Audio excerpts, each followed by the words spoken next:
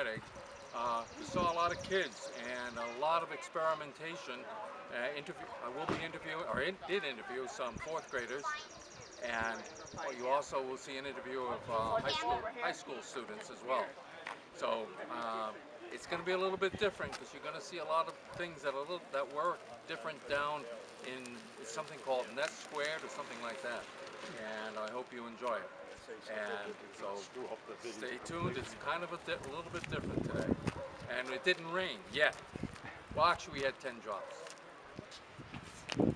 Welcome, New England Tech Track.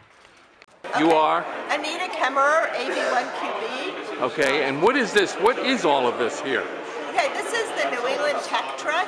It's a youth-oriented event. We've got kids, you can see a lot of kids coming in. The idea is to introduce them to ham radio and other technical STEM activities like robotics.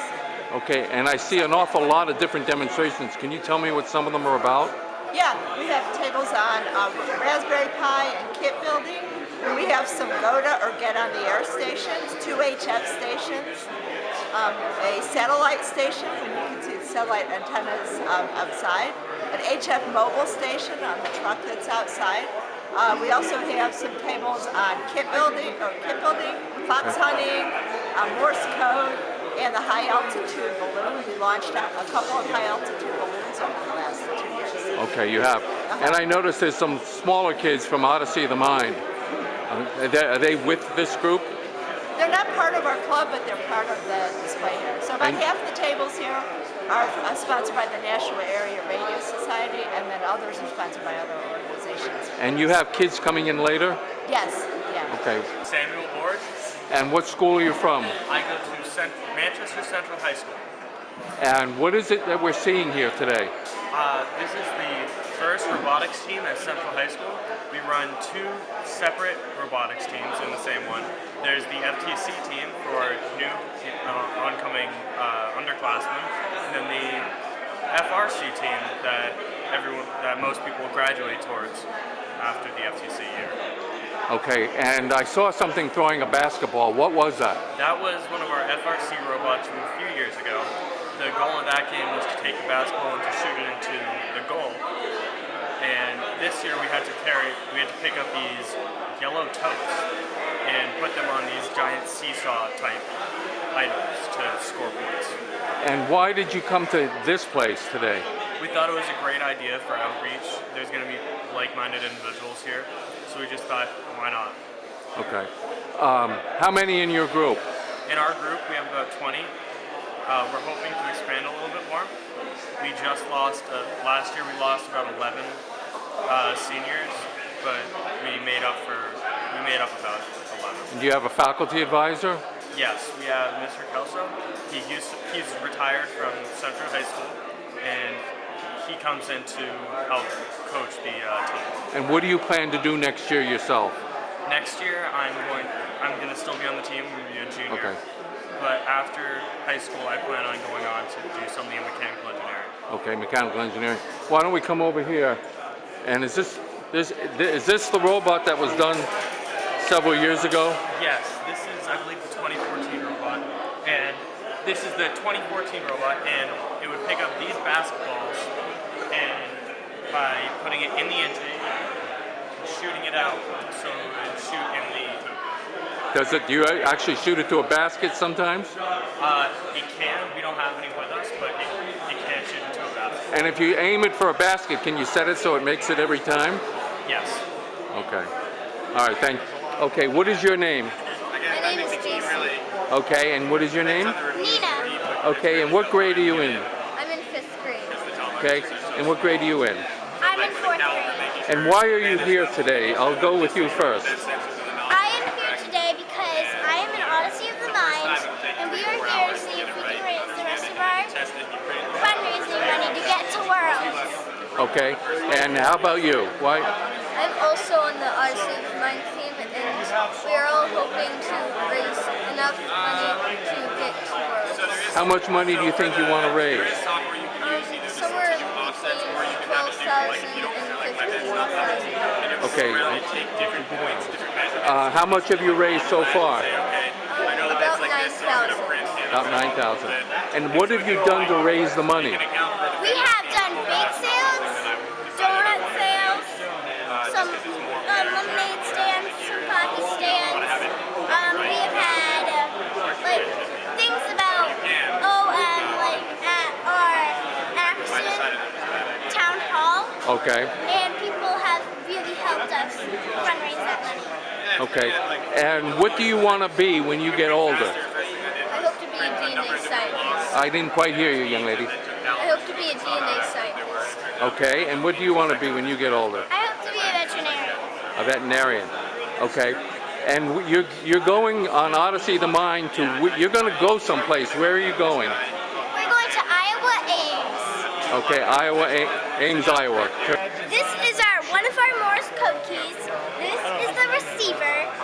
So one person would be over there sending the message, and then this light right here would light up. JC, do you want to hit the button so we can show the light lights up? Sure. Oh, okay.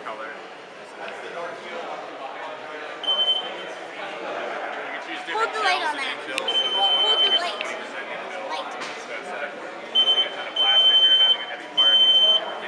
Do you know any of the letters? I think I've memorized H. Okay, can you send H? You did, you got it right. Do you know any letters? I know I and A. Can you send A? Okay, that's not quite, that's I. You want, A is dit-da. You want to try A? What's dit-da? Dit-da. The second letter's got to be a little longer. Try it again. Yes. All right, do A again. Good girl. Can you try A? Okay, you are? I'm Burns Fisher, WB1FJ. And what do we do? What is all this here? What we're doing here, this is a rather high-end satellite communication setup. Outside we have a satellite, an antenna that will track satellites, ham radio satellites in particular, as they go over. This system here is the radio that we use to talk to the satellites and receive from them. We also have here a device that adjusts the antenna to point at the satellite.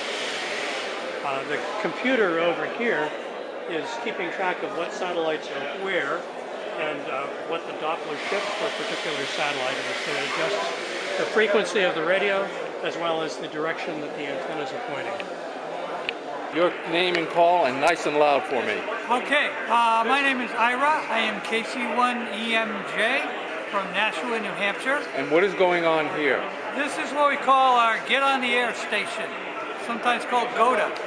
It is here to operate anybody that doesn't have a license or is newly licensed and has never operated on high frequencies. They can come over here and operate this radio. We are operating what they call a flex radio. This is by remote control. The transmitter and receiver is in Pelham, New Hampshire, and we're here at the Deerfield Fairgrounds. Okay, we're operating on the 40-meter band. Our frequency is 7198. We've had a couple of young folks come by and try it this morning, and if they successfully make a contact, we give them a certificate to acknowledge that they've actually had their first contact with the radio. How many? We've had a few come over here. Yeah, so far just a few. This is on 40 meters, okay. And the band is kind of iffy. That one over there is on 20 meters, and they're getting all kinds of contacts. But she's got a headset on, so I can't hear what she's doing. Yeah, she's got a speaker over there too. She can turn on. Oh, okay. Yeah. So, how far have you talked? Where have you talked to today? My contacts went as far as Ohio, quite a few in Pennsylvania, and also in Maryland. But typically, for this band, that's kind of normal this time of day. All right, that band over there, she should have gone a lot further, and because that's a different frequency. Her frequency is twice as high as this one. Okay. Yep. All right. Okay. Your name is? My name is Jamie. And your name? My name is Sophie. And you are from what school? We are from Acton Elementary in Maine.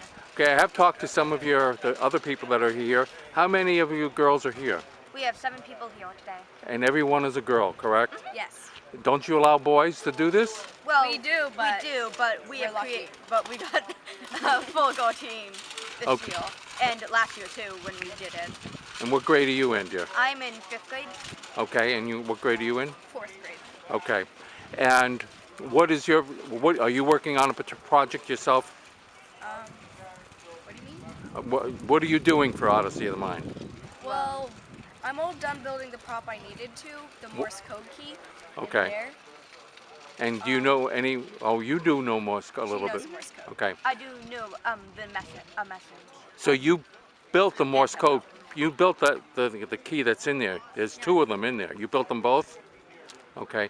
And you know a little bit of Morse code? I recently looked at the key, the paper that says like the words, and I recently learned hello. Wait, da dit dit dit da dit dit da dit da dit da da dit dit dit da da da. Your name and call? My name is Chris Knox, K-N-O-X. My call is KI1P. Okay. And you was telling me something about was it DMR? DMR, digital mobile radio. Unlike analog, you can have two conversations going on the same repeater on the exact same time. On the exact same time? Exact same time. I could be talking to you while two other people are talking to somebody in Europe at the same time, and we do not hear them and they do not hear us. So each repeater is basically two repeaters in one. So it's all is it digitized? It's digitized. When you talk, your voice is broken up into packets, and the radio transmits and receives very quickly. So on the other end, it puts that all together. So you have two time slots. Your radio is transmitting at one point and receiving on another time slot. So you can have two conversations at the exact same time. And I noticed that these are all the repeater sites that are active in New England? In New England, yes. We have, I believe, 79 repeaters active in New England right now.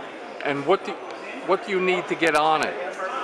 Technician no, not the license. Oh, you need a simple DMR radio, which goes for as little as $68 and works their way up into hundreds and hundreds of dollars. But you could get a small radio like this for under $100, and you can talk to the whole world on this. Well, how does it? So each repeater is linked to the internet. Oh, they're linked to the internet. Yep, and you can go in that repeater and come out that repeater only. You can go in that repeater and come out all the repeaters in your state. You can go in that repeater and come out all the repeaters in New England. At once? At once. So I could key up the local repeater here and come out just the local repeater here if I wanted to. Or I could key up all the repeaters in New Hampshire. Well, what if someone's already on it?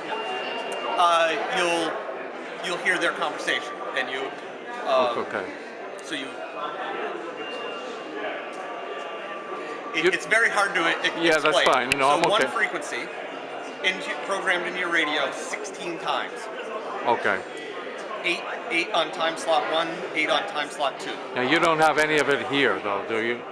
Yeah, sure. There's two repeaters right here behind you on the air. Can we hear them? Or? Sure. I'll do a little test here. Okay.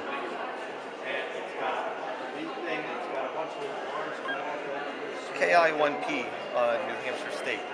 Doing a test for a video. He went around.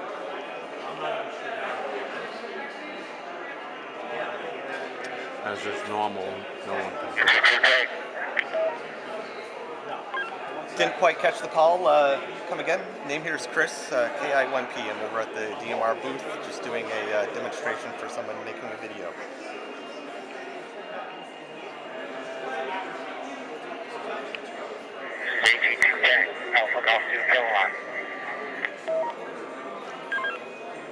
Okay.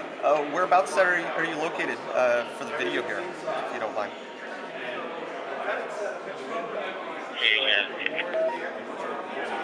Located down there, Connecticut. He's down in Connecticut. All right, thank you. All right. Okay, thank you very much. KI1P. That's all, folks.